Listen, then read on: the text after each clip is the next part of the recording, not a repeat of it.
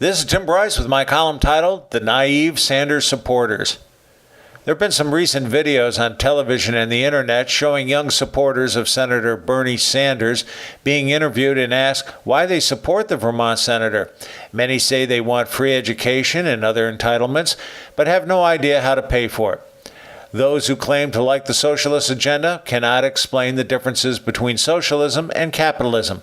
For example, they are clueless about the recent problems in Greece. Supporting Bernie, though, is the hip thing to do from a young person's perspective.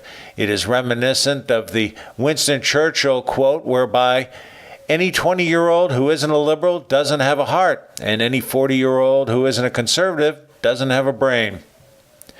To illustrate the problem, it is disheartening that younger people do not understand who pays the most in income taxes, the 1% they love to lambast, or the rest of the country. According to Pew Research, quote, in 2013, according to our analysis of preliminary IRS data, people with adjusted gross incomes above $250,000 paid nearly half of all individual income taxes, though they accounted for only 2.4% of all returns filed. Again, that's 2.4%. Their average tax rate was 25.6%.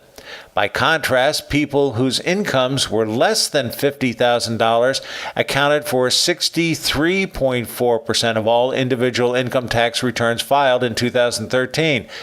But they paid just 6.2% of total taxes. Their average tax rate was 4.2%. Other research firms confirm these figures. Even though the 1% pay more than their fair share, young people believe they should pay more. If their average tax rate rises much higher, such as above 50%, you will likely see a mass exodus from our shores. Youth also believe they are entitled to free higher education. I personally do not subscribe to this notion, as I see it more as a privilege as opposed to a guaranteed right.